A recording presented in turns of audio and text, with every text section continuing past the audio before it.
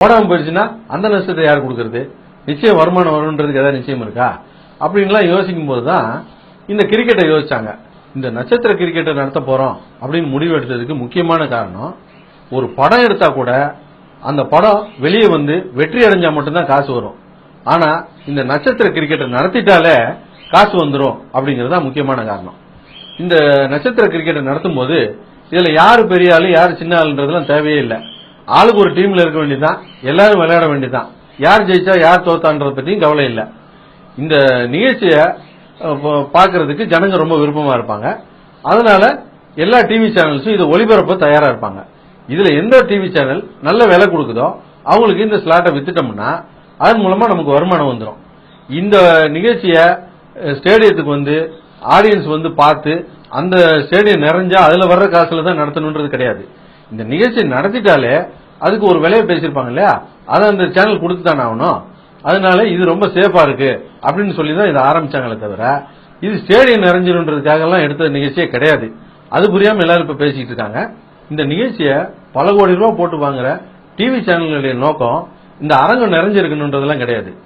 கிரவுண்ட்ல விளையாடக்கூடிய விளையாட்டு வீரர்கள் நிறைய நடிகர்கள் வந்து விளையாடணும். அந்த விளையாட்டை பார்க்கறதுக்கு நிறைய நடிகர்கள் வரணும். அவங்களெல்லாம் போக்கஸ் பண்ணி டிவியில ஒளிபரப்புனா அதை மக்கள் பார்ப்பாங்க, நம்ம டிஆர்பி எகிரும் அப்படிங்கறது அவங்களுடைய நோக்கம். அவங்க நினைச்சபடி அவங்களுடைய நோக்கமும் நிறைவேறிச்சு. இவங்க நினைச்சபடி சங்கத்துக்கும் பெரும்பணம் வந்து சேர்ந்துருச்சு. இந்த நிகழ்ச்சி டிவியில ஒளிபரப்பாகும் போது ரோட்ல ஒரு ஈக்காக கூட கிடையாது. அவ்வளவு பெரிய ரீச் இந்த நிகழ்ச்சிக்கு. அன்னைக்கு டிஆர்பி என்னவா இருந்திருக்கும்? இந்த நிகழ்ச்சி மூலமா சன் டிவில இருந்து நடிகர் சங்கத்துக்கு மொத்தம் 9 கோடி ரூபாய் பணம் வந்திருக்கு. அதுல 7.25 கோடி ரூபாய் நடிகர் சங்க ட்ரஸ்டுக்கு வந்திருக்கு. இது ட்ரஸ்டுக்கு வந்திருக்கிறதுனால இதுக்கு சர்வீஸ் டாக்ஸ் எல்லாம் கிடையாது. இன்னொரு 1.25 கோடி ரூபாய் நடிகர் சங்கத்துக்கு வந்திருக்கு. மொத்தம் 9 கோடி ரூபாய் வந்திருக்கு. அதுவும் போக இந்த நிகழ்ச்சி நடத்த ஸ்பான்சர்ஸா இருந்த ராம்ராஜ் காட்டன், ஆச்சி மசாலா இந்த மாதிரியான கம்பெனிகள்ல இருந்து அது ஒரு 1.5 கோடி ரூபாய் பணம் வந்திருக்குது. மொத்தத்துல ஒரு 10.5 கோடி ரூபாய் இதன் மூலமாவே வந்திருக்குது உங்களுக்கு. இப்போ இந்த பணம் எதுக்கு யூஸ் ஆயிருக்குன்னா, நடிகர் சங்கத்தோட இடத்துல எஸ்பிஐ சினிமாஸ் கூட ஜாயிண்ட் வெஞ்சர்ல பில்டிங் கட்டுறதுக்கு எஸ்பிஐ சினிமாஸ் கூட ஒரு கான்ட்ராக்ட் போட்டு லீஸு கொடுத்திருந்தாங்க. அதுக்காக 1 கோடி 60 லட்சம் ரூபாய் எஸ்பிஐ சினிமாஸ் கிட்ட இருந்து வாங்கியிருந்தாங்க. அந்த பணத்தை எல்லாம் இப்ப திருப்பி கொடுத்தாதான் அந்த அக்ரிமெண்ட்டை அவங்க கேன்சல் பண்ணுவாங்க. அந்த பணம்னா அந்த 1 கோடி 60 லட்சம் கிடையாது. அவங்க கேட்ட தொகை வந்து 2 கோடி 73 லட்சம் ரூபாய்.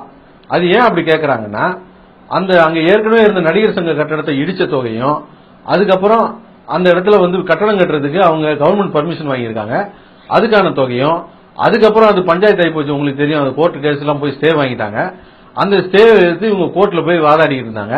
அந்த கேஸ் செலவும் சேர்த்து மொத்தம் 2 கோடி 73 லட்சம் ரூபாய் கொடுத்தீங்கன்னா தான் அந்த அக்ரிமெண்ட்டை கேன்சல் பண்ண முடியும்னு சொல்லிட்டாங்க. அதுக்கப்புறம் இவங்க போய் உட்காந்து கெஞ்சி அதை 2 கோடியா குறைச்சிட்டு ஐஸ்வரி கணேஷ் கிட்ட இருந்து அந்த 2 கோடி ரூபாய் வாங்கி கொடுத்து நடிகர் சங்கத்தோடைய அந்த பத்திரத்தை மீட்டாங்க.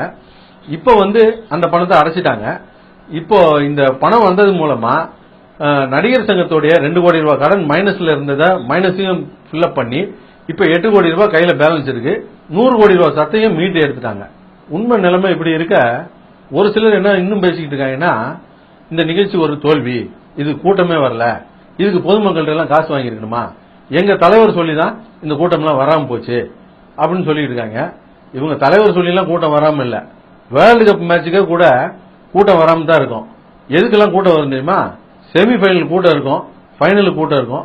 இந்தியாவும் பாகிஸ்தானும் விளையாண்டுச்சுன்னா வேணா கூட்டம் இருக்கும். மற்ற மேட்சுக்கெல்லாம் கிரவுண்ட் காலியா தான் இருக்கும். கூட்டம் வரலன்றதுக்காக இந்த மேட்சை யாருமே பார்க்கல அப்படின்னு அர்த்தம் கிடையாது. உலகம் பூரா கோடிக்கணக்கான பேர் டிவியில உட்காந்து பாத்துக்கிட்டு இருப்பான். அதுக்குதான் ஸ்பான்சரும் வந்திருப்பான். அதை வச்சுதான் இந்த கிரிக்கெட் நடத்திட்டு இருப்பாங்க. அதேதான் இங்கேயும் நடந்திருக்கு. இது புரியாம சில பேர் ஒன்னும் உலகிட்டே தான் இருக்காங்க. நம்ம பையன் ஒருத்தன் கோயம்புத்தூர்கார பையன், அசிஸ்டன்ட் டைரக்டர், தீவிர அஜித் ரசிக்கிறவன். அவன் காலைல எந்திரிச்ச உடனே பேப்பர் எல்லா பேப்பரும் படிச்சிருவான். படிச்சுட்டு நம்ம கூட தான் இருப்பான் ஷூட்டிங்ல கூட. அப்புறம் பார்த்தா சாயந்தரம் போய் நம்ம பேஸ்புக் ஓபன் பண்ணோம்னு வச்சுங்க, அதுல ஒரு ஸ்டேட்டஸ் போட்டிருப்பான். இன்னைக்கு காலையில என்ன செய்தி படிச்சிருப்போம், ஆந்திராவில் வெள்ளம் வந்துச்சு, 42 பேர் செத்துட்டாங்கன்ட்டு. சாயந்தரம் என்ன ஸ்டேட்டஸ் போட்டிருப்பான்னா, இந்த 42 பேர் குடும்பத்துக்கு 42 லட்சம் ரூபாய செக்கா அஜித் அனுப்பி வச்சுட்டாரு அப்படின்னு சொல்லி ஸ்டேட்டஸ் போட்டுருவான். மறுநாள் ஒரு 2 நாள் கழிச்சு பாத்தீங்கன்னா ஒரிசால வெள்ளம் வந்துச்சு, அங்க ஒரு 10 பேர் செத்துட்டாங்கன்னா அந்த 10 பேர் குடும்பத்துக்கு தலா 5 லட்சம் மணிக்கு 50 லட்சத்தை அனுப்பி வச்சாரு அப்படின்னு ஒரு செய்தியை ஸ்டேட்டஸா போட்டுருவான். டேய் என் கூட இருக்கிற உனக்கு எப்படி இதெல்லாம் தெரியும் அப்படின்னு சட்டையை பிடிச்சி கேட்டா என்ன சொல்றான்னா, இதெல்லாம் தலைவனுக்கு ஒரு விளம்பரம் தானே, சும்மா ஏற்றி விட வேண்டியதுதான் அப்படிங்கிறான். இப்படிதான் சில பேர் ஸ்டேட்டஸ் போடுவேன் பாருங்க, அஜித்தோடைய மேக்கப் மேனுடைய குழந்தைக்கு ஜன்னி வந்துருச்சு, அதை உடனடியா அப்போலோ ஹாஸ்பிட்டல் வச்சு பாருங்க அப்படின்னு சொல்லி அஜித் கூட்டு போய் கேரவன்ல வச்சு 5 லட்சம் ரூபாய் பணம் கொடுத்தாரு, இது யாருக்குமே தெரியாது அப்படின்னு சொல்லிட்டு ஸ்டேட்டஸ் போடுவாங்க. யாருக்குமே தெரியாத விஷயம் எப்படா பேஸ்புக்ல வந்துச்சு அப்படின்னு கேட்டா எவனுக்குமே பயில் இருக்காது. இப்படி அவரை பத்தின செய்திகளா போட்டுக்கிட்டே இருப்பாங்க. இது வரைக்கும் அவர் கொடுத்தாருன்ற தொகையை நம்ம கூட்டி கழிச்சு கணக்கு பார்த்தோம்னு வச்சுங்க, இந்தியாவுடைய மொத்த கடனையும் அடைச்சிடலாம். அவ்வளவு காசு கொடுத்ததா இது வரைக்கும் செய்தி வந்திருக்குது. உண்மையா போய் நமக்கு தெரியல. இப்படித்தான் இந்த கிரிக்கெட் சமயத்துல ஒரு செய்தி வந்துச்சு. இந்த கிரிக்கெட் நிகழ்ச்சியை நடத்துறதா இருந்தா பொதுமக்கள்கிட்ட காசு வாங்கக்கூடாது, இந்த நிகழ்ச்சியை நடத்தக்கூடாதுன்னு அஜித் சொல்லிட்டாரு அப்படின்னு சொல்லிட்டுலாம் செய்தி வந்துச்சு. அது உண்மையா பொய்யா அவர் தான் போட்டாரா அப்படிங்கறதுலாம் நமக்கு தெரியாது. ஆனா இந்த நிகழ்ச்சிகள் அவர் கலந்துக்காததை வச்சும் அவர் இதுக்கு மறுப்பு இன்னைக்கு வரைக்கும் தெரிவிக்காததையும் வச்சு பார்க்கும்போது அவர் தான் இந்த செய்தியை பரப்புனாரோ அப்படின்னு நினைக்க தோணுது. சாதாரணமா நம்ம குடும்பங்கள்லயே ஒரு 7-10 பேர் இருக்கிற இடத்துலயே ஒரு விஷயத்துல ஒத்த கருத்தை கொண்டு வந்து ஒரு முடிவு எடுக்க முடியல.